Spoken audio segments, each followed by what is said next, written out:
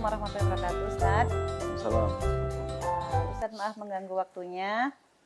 Di sini saya ingin mengadakan wawancara dengan Ustadz sebagai Kepala Sekolah SDT Al-Iza, di mana saya tempat mengajar, yaitu tugas dari kegiatan guru penggerak untuk mewawancarai tentang dilema etika yang ada di sekolah yang Ustadz pimpin. Jadi Ustadz, mohon waktunya boleh? Siap, insya Allah. Oke, baik. Terima kasih Ustadz. Sebagai pemimpin sekolah, tentunya akan ada banyak beberapa gesekan-gesekan atau masalah-masalah yang ada di sekolah yang Ustadz pimpin. Ya Ustadz, nah oleh karena itu izinkan saya mengajukan beberapa pertanyaan terkait kemudian cara Ustadz dalam mengambil keputusan-keputusan setiap masalah yang dihadapi. Yang pertama, selama ini bagaimana Ustadz dapat mengidentifikasi kasus-kasus yang merupakan bahwa itu adalah dilema etika, bukan bujukan moral. Baik, kalau untuk mengidentifikasi tentu apapun itu kita berangkat dari pengumpulan informasi dulu. Tentu kami akan mengumpulkan informasi tentu dari pihak-pihak terkait, dari beberapa pihak, tidak kemudian dari satu pihak saja. Tentu itu kita mengumpulkan informasi, nanti informasi-informasi yang kemudian sampai kepada kita, itu kita pelajari dan insya Allah akan dibuat tindak lanjutnya seperti apa. Oke, baik. Terima kasih. Berarti di sini ketika mendapati satu masalah, Ustadz akan identifikasi apakah itu termasuk dilema atau bujukan dengan mengumpulkan informasi itu saja. Baik, terima kasih. Kemudian selama ini bagaimana Ustadz bisa menjalankan pengambilan keputusan di sekolah, terutama untuk kasus-kasus di mana ada dua kepentingan yang kedua-duanya itu sama-sama benar dan sama-sama mengandung kebajikan, Ustadz. Baik, kembali lagi tentu ini bukan hal yang hanya satu, sering sekali kita dapati hal-hal yang seperti ini. Kalau saya prinsip saya kembali kepada apa yang kemudian sudah kita sepakati di awal ya. Jadi artinya ada peraturan-peraturan yang kemudian sudah dibuat oleh sekolah dan tentu kalau dalam mengambil keputusan itu kami paling mempertimbangkan hal-hal yang paling sedikit mudaratnya. Oke, baik. Baik, kemudian untuk berikutnya pasti kan ketika pengambilan keputusan ada langkah-langkah atau prosedur yang kemudian Ustadz lakukan gitu kan, tidak langsung tadi mengambil keputusan. Boleh tolong disampaikan selama ini langkah-langkah atau prosedur seperti apa yang biasa Ustadz lakukan? Baik, kalau di tempat kami di sini, khususnya di sekolah ini, kami punya alur-alur komunikasi yang itu pun kami jadikan acuan untuk kemudian langkah-langkah penyelesaian masalah itu.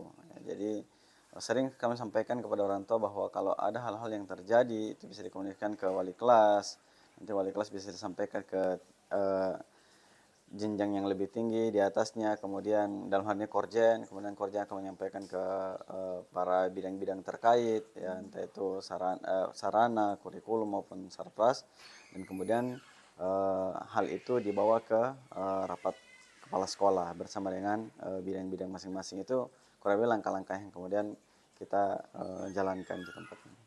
Oke, baik, terima kasih. Selanjutnya Ustadz, tentunya dalam pengambilan keputusan mengatasi suatu masalah pasti kan ada tantangan-tantangannya Ustadz ya. Sehingga hal-hal apa saja yang selama ini itu merupakan tantangan bagi Ustadz dalam mengambil keputusan pada kasus-kasus terutama kasus yang menyangkut dilema etika. Baik. Tentu tantangan di sini yang kami dapati itu ketika ya dilema etika kan sama-sama penting, sama-sama Iya, benar, sama-sama betul. menang kebajikan gitu. Hanya saja kita kembali dalam prinsip seperti ini. Kita pengen dua-duanya jalan.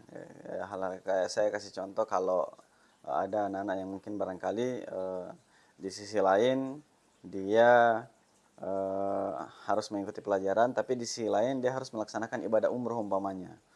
Tentu ini kita melakukan treatment, tidak apa-apa anak ini pergi berangkat umroh, tapi dengan catatan nanti kita kesepakatan dengan orang tua, entah pelajaran yang kemudian ditinggalkan selama melaksanakan ibadah itu nanti mau dikejar dengan cara seperti apa, itu nanti kurang lebih seperti itu. Oke, baik. Terima kasih. Kemudian Ustadz, apakah Ustadz itu memiliki sebuah tatkala ya atau jadwal tertentu dalam suatu penyelesaian kasus dilema etika? Apakah Ustadz langsung menyelesaikan di tempat itu sesegera mungkin atau memiliki sebuah jadwal atau schedule khusus untuk menyelesaikannya? Bentuk atau prosedurnya apa untuk menjalankannya kalau ada jadwal khusus? Baik. Jadi ada hal-hal yang kemudian memang harus langsung diselesaikan. Nah, ada hal-hal yang memang kemudian perlu melalui tahapan-tahapan seperti yang tadi saya sampaikan, bahwa melalui wali kelas, kemudian melalui koordinasi seterusnya. Itu terkadang ada hal-hal yang seperti itu, ya, ada hal-hal yang seperti itu. Dan kalaupun memang dia mengikuti sesuai dengan yang tadi saya sampaikan sebelumnya, ya itu kita punya jadwal atau agenda-agenda yang memang sudah diatur begitu. Jadi komunikasi nanti melalui walas, kemudian korjen naik sampai nanti kepada saya. Oke, baik Ustadz. Kemudian untuk sebuah pengambilan keputusan Ustadz, adakah seseorang kemudian atau faktor-faktor yang selama ini mempermudah Ustadz atau membantu dalam pengambilan keputusan, terutama kasus-kasus yang mengenai dilema etika tadi? Tentu kami bekerja tidak sendirian. Di sini kami punya tim yang tadi saya katakan adalah bidang-bidang itu. Kami punya waka, dan tentu faktor yang lain adalah di tingkat yayasan gitu. Jadi ada kita berkoordinasi dengan manajemen, dan kita berkoordinasi juga dengan tingkat atasan, dalam hal ini ya direktur pendidikan. Oke, baik Ustaz. Berarti di sini ada memang banyak faktor atau seseorang yang alhamdulillah membantu begitu Ustaz ya. Kemudian dari semua hal yang sudah Ustadz sampaikan nih tadi, bisa tolong sampaikan kepada kami, kemudian pembelajaran apa yang bisa Ustadz petik dari pengalaman Ustadz selama mengambil keputusan untuk hal-hal yang berkaitan dengan dilema etika. Baik, kalau pembelajaran tentu banyak sekali ya. Diamanahi sebagai pimpinan itu kami mengambil banyak sekali pelajaran, tentu dengan segala macam agenda-agenda di dalamnya, termasuk dalam mengambil keputusan. Nah, ini tentu pertama mendewasakan kami sebagai pemimpin untuk lebih bijak dalam mengambil sebuah keputusan. Kemudian bertemu dengan kepentingan-kepentingan yang sama-sama memang tidak bisa kita tinggalkan antara satu dengan yang lainnya. Kemudian tadi berinteraksi dengan orang semakin banyak, itu yang menurut saya poin yang saya sangat senang, karena tadi melatih kita untuk kemudian lebih cakap lagi dalam mengemban amanah sebagai kepala sekolah. Oke, baik Ustadz, luar biasa Ustadz.